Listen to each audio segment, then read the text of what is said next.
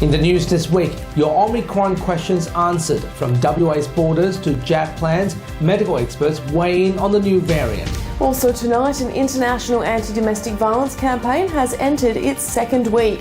But does the community get the message? Going digital, no more handwritten traffic fines as police ditch the pen, plus Dr. Andrew Miller's comment. This is The Evening News with Ivan Loom and Sarah Smith. Good evening. The Omicron variant continues to spread like wildfire around the globe as WA's border reopening and jab plans hang in the balance. We know you have a lot of burning questions about this new variant and what it will mean. Therefore, we break the usual format with AMA-WA spokesperson Dr. Andrew Miller answering some of your major concerns. He joined me exclusively this week. Dr. Miller, thanks for joining us. Let's begin with a question from our viewer, Emma Wishton-Broke. She asks, what sort of effects Omicron is having on kids? Is it affecting them more like the Delta variant? If children having pre-existent significant malacia or the airwaves and chronic breathing issues, should we be more worried as there are ways for youths to have vaccination? Well, first thing we can say about Omicron is we're learning more and more every day. It's very concerning that it's spreading so quickly. That is due to a combination of it not being covered adequately yet by the vaccines, and probably this version is more easily spread even than Delta, possibly up to 4 times more easily spread as the early estimates. In terms of its effect on children, it is worrying that in the parts of South Africa where this is now common, they're seeing a much higher admission rate to hospital of very young children of under 2 years of age. So we're waiting to see what that means and whether that pans out in the data to mean that it is more severe in that age group.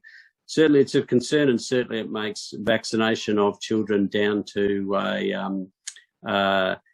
as low as 6 months a high priority for consideration by the TGA and a target. Let's move on to our second question. And Diane Parks asks, the vaccine was established on the first variant of COVID. The virus has mutated several times, so how much protection will people have if they are double vaccinated? Well, double vaccinated is good, but triple vaccinated with the booster is going to be essential. You do get what's called a polyvalent reaction to the vaccine, so it does attack other parts of the other types of the virus as well, but not as effectively, certainly, as the original one. And that's why we'll see ongoing booster programs through 2022 to top up that immunity. So the top priority is to get those boosters in as quickly as possible, and hopefully the government will reduce that to shorter than 6 months from the second dose. And it's certainly better than no protection at all. And the vaccines are always better than having had a previous infection, even with the virus in the immunity that they provide. But we will need new vaccines, and the good news about mRNA technology is that we can make new vaccines and hopefully distribute them very quickly.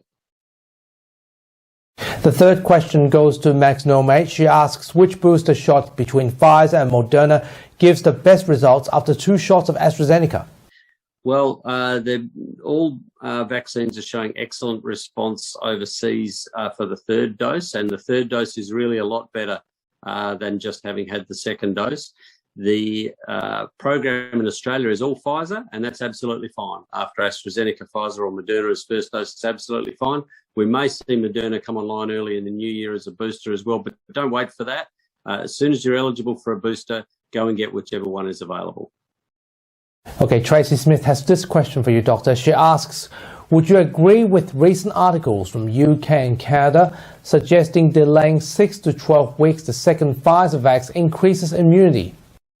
Well, the experts in vaccinology are telling us that there's no doubt that a longer period of time to the second dose is providing a better immune response. But it's very clear now from these people that these are 3-dose vaccines. The primary course needs to be 3 doses. Now, as long as it's more than 8 weeks between the first and the second and the third dose, then that seems to be about the sweet spot. But the important thing is to get all 3 doses in, and if there is a Omicron variant on the way, any protection that you can get is going to be worthwhile. So getting that booster as soon as it's available to you is going to be the most important thing. I've also got a question for you, Doctor, since I've got you here. When it comes to COVID mutation, given we have Delta earlier this year and Omicron now, do you believe there will be a new mutation this coming year? Well, it's inevitable that we'll see further variants of the virus. So as long as the maths are staggering. I mean, this virus is multiplying billions of times in each person that gets infected. And so if you multiply that by the whole population, that's an enormous amount of opportunity for mutation and evolution of the virus. And any virus that spreads more rapidly than the one that's circulating at the moment will come to dominate. And then the type of disease that it causes is the other half of the question. Will it become more mild? Will it become more serious? Or will it stay the same is the other thing we need to find out about Omicron. And we don't yet have the data on that, although early hospitalisations in South Africa certainly are not reassuring. So yes, there'll be further variants, and we'll watch them and see whether they're just variants of interest or variants of concern. And if there are variants of concern, then we have to adapt in exactly the same way. And one piece of good news about all these variants is they're all airborne.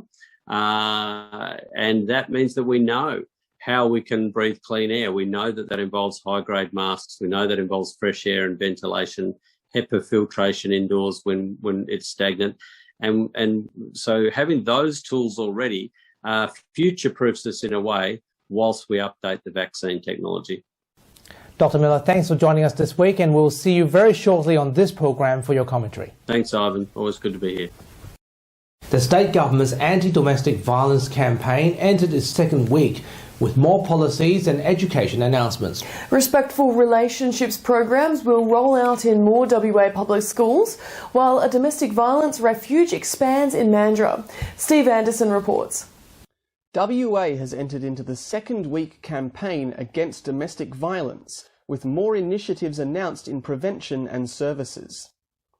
Public schools were also included in the strategy, with the Women's Interest Minister Simone McGurk announcing the delivery of the Respectful Relationships Teaching Support Program in Kinross Primary School. Overall, there has been positive feedback from school students and teachers, with the program expanding to an additional 12 public schools this year.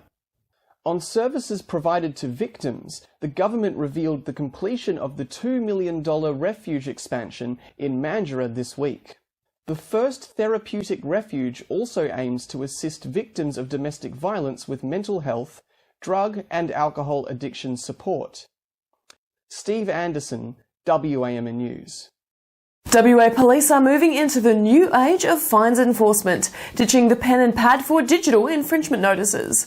The mobile phone app is set to save time for police officers beginning this month, as the force continues its digital transformation. Nelson Liu reports. Out with the old, in with the digital. WA Police moving towards the electronic age to improve engagement in the community. Huge step forward. Officers are now targeting their handwritten infringements, saying the notices take too long. And they're doing away with the pen and pad after using them for the past 50 years. All police in the state will be provided with the ability to use electronic infringement notices rather than the old carbon-impregnated books. In the next few weeks, officers will start using a phone app to access details and process infringements, including traffic offences, in technology made by police for police. I'm also really, I would say, enthusiastic about technology being successfully integrated into frontline policing and making our life as operational police officers more efficient. Notices will continue to be mailed, with 28 days to pay fines. Currently, up to 180,000 notices are handwritten every year, but going digital will save officers 3,000 hours writing them, creating more time for the community. And it means the police officers will be out there doing their job, educating the public, providing presence. They won't be standing on the side of the road for as long. The technology remains an issue. Traffic will be rolling this out in a gradual process to ensure we deal with any glitches. But it brings WA in line with Victoria, New South Wales, Queensland and Tasmania, as WA continues to roll out $40 million of digital policing initiatives. This is all about professional officers with professional tools providing a professional engagement with the community. and it means the end of the pad for good. Things will be consigned to the dustbin of history. Nelson Liu, WAMN News. Concerned locals rallied outside the Helena River wetlands this weekend, calling for a revised design of the Lloyd Street Bridge. The community believes that the current plans threatens Indigenous heritage and the natural habitat, with billabongs and native animals likely to be impacted. This comes after a City of Swan Council motion to ask Main Roads to review the design failed by just one ballot. And the City of Swan has the power to stop this defacing of nature, and that they have the power to find a better design to satisfy everybody. They can satisfy the bean counters, they can satisfy the environmental group, they can satisfy the traditional owners. It is time to stop putting the price of progress on the shoulders of the environment and of the traditional owners all the time. So we are just asking for a stop and reconsider what you're doing. Let's find a solution where everybody is at least half happy. The member for the South West region, James Haywood, has been charged with sexually abusing an 8-year-old girl. Mr Haywood resigned his National Party membership this week, and there have been calls for further action. Opposition leader Mia Davies said the party took swift action in the hours after the matter was revealed, suspending Mr Haywood and removing his membership rights. Mr Haywood appeared in court this week and faces up to 10 years in prison if found guilty. Premier Mark McGowan has announced a new $185 million plan to boost business and lure back tourists, workers and international students when the state reopens to the world. WA is expected to be the last state to relax its borders, with the state government's Reconnect WA plan kicking in when the state reaches 90% double vaxxed. The plan focuses on international education, airlines, tourism and skilled labour. $65 million will be devoted to re-establishing pre-COVID flight routes while also securing new direct routes to Perth, with another $10 million dedicating to flights within WA. World Cup soccer will be coming to WA, with Perth set to host games in the 2023 Women's Tournament. Soccer governing body FIFA has confirmed its 64-match schedule for the joint Australia-New Zealand-hosted competition. Perth will be holding 5 games between 9 teams. Preparations have begun to upgrade HBF Park for the competition, and the government says it'll boost WA's revenue while creating jobs. Definitely, I think it's a great opportunity to see all the players at their peak performance, so definitely be getting down the Glory Women's and obviously watching the Matildas online and stuff, but it's great to see them coming down to Perth. Perth will be celebrating the Year of the Tiger in 2022 with the fair to ring in the Lunar New Year. Chonghua Association's Chinese New Year Fair will fit in Perth's Cultural Centre and Boulevard Museum on February 6th, with lion and dragon dances, concert and zodiac lanterns display. Chonghua says it's one of the largest and most popular community events in the city of Perth. The free event attracts around 20,000 people annually. Next year will be the year of water tiger. It means the year of tiger normally means strength, exercising evils, braveness. So what's your best memory of Chinese New Year, Ivan? If I have to pick one, it has to be the Lions Dance crew coming into our village every year. Cool! That's right, yeah, because they have to enter the people's living rooms and even bedrooms to scare away the monster. Ah, cool! That sounds so interesting. Yes, but you end up not able to hear a thing or two for a minute or two because it's just really loud in your living room. Yeah, well, fingers crossed we'll all be able to check it out this year at the fair. That's right. Recap this week's top stories again in just a moment. But right now, here's Nelson Liu with Western Perspective. Thanks, Ivan and Sarah. Hello and welcome to WP. Tonight, domestic violence remains an ongoing issue in WA, with high rates continuing in the state. The McGowan government is supporting women and children affected by violence through its annual 16 Days in WA campaign, but changing violent culture is expected to take time. Melvin Thorne explores why there needs to be ongoing initiatives and discussion beyond the government's campaign. We are currently in the middle of the state government's 16 Days in WA campaign. The campaign aims to raise awareness of and spark discussions around the causes of domestic violence in our community. It's the 5th year in a row that we have run this campaign, to make sure we're all aware and we all have a responsibility to call out family and domestic violence. So what we found, particularly over the COVID period and particularly when there's been lockdowns or restrictions, is the rate of family and domestic violence has increased, sadly. And so that's been a phenomenon both here, other states and around the world. And what we have to do is call it out and do our best to combat it. Coinciding with this campaign was the announcement of the doubling of the capacity of the Women's Refuge in the Peel region. This was a key election promise by the McGowan government. There's a recognition that we need to provide therapeutic services not only to deal with the trauma but the effects of the domestic violence and the trauma. So it could be undiagnosed and untreated mental health issues, it could be drug and alcohol issues. So this facility means that women can have some extended time in this facility, up to 10, 12 months if they need to, and be able to deal not only with the immediate issues of providing safety for themselves and their children, but also some of their therapeutic needs. Yet discussions around violence against women and families cannot end after 16 days. Domestic violence is not fixed with the delivery of simply one election promise. We must continue the conversations started in the past few days when the campaign is over, and our government must continue to work to stop domestic and family violence in our beautiful state. If you or someone you know is experiencing domestic abuse, you can contact White Ribbon at 1800 737 732 for help, or go to their website for more information. And now, here's AMA WA spokesperson Dr Andrew Miller with his COVID-19 update and commentary. Hi, thanks for your time. Terrific news today with the TGA giving provisional approval to Pfizer vaccination for 5 to 11-year-olds. Professor John Skerritt, who's a very influential chair of that group, says that 3 reasons it's really important that we vaccinate 5 to 11-year-olds. Firstly, some of them do get severe disease. Secondly, they spread it to family members, particularly in the case of the more infectious variant Omicron. And thirdly, he's saying that it'll give people the confidence to send their kids to school, to have them involved in sporting activities and get on with their normal development.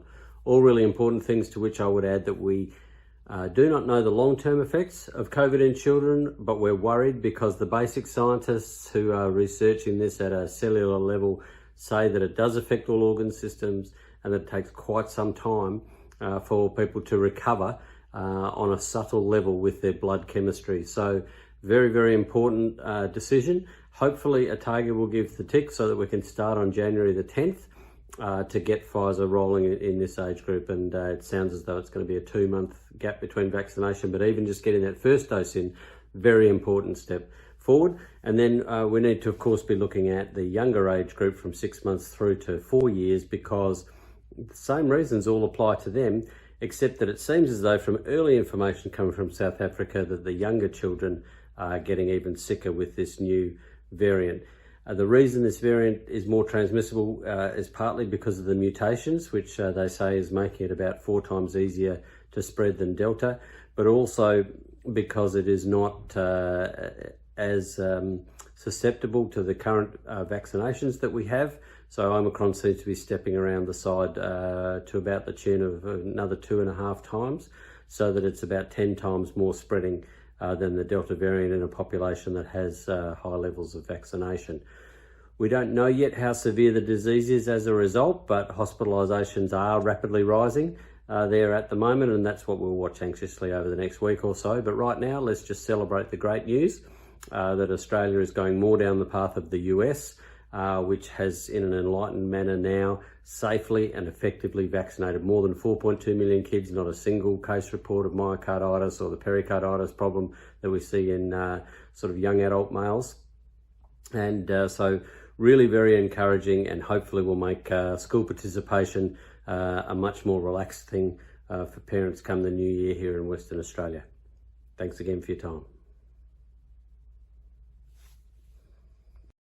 And that's WP for this week. We'll be back again next time, but for now, it's back to you, Ivan and Sarah. Thanks, Nelson. And here's Leo with what's coming up on 6 News tonight. Thanks, guys. And on 6 News breaking news, new Omicron COVID cases confirmed here at home and right across the globe. Germany locking down the unvaccinated, while concern grows about a cluster at a school in New South Wales. Plus, protests seen in Melbourne after Victoria's pandemic bill passes following weeks of debate, now set to come into effect in less than a fortnight. But how does it compare to the laws in New South Wales, and what parts of the legislation have been changed? And Parliament's final sitting week of the year wraps up, multiple high-profile MPs calling time on their political careers, and the resignations may have implications for the 2022 federal election. You can see full details on those stories and plenty more by heading to our YouTube channel. Just search 6 News Australia to find us, or go to our website 6newsau.com. For now though, guys, it's back to you. Thanks, Leo. And that's our weekly news and current affairs. We have the latest news anytime on our website, wamnnews.com.au. From Sarah and myself, we wish you good health, good night. See you next Sunday. Thanks for stopping by.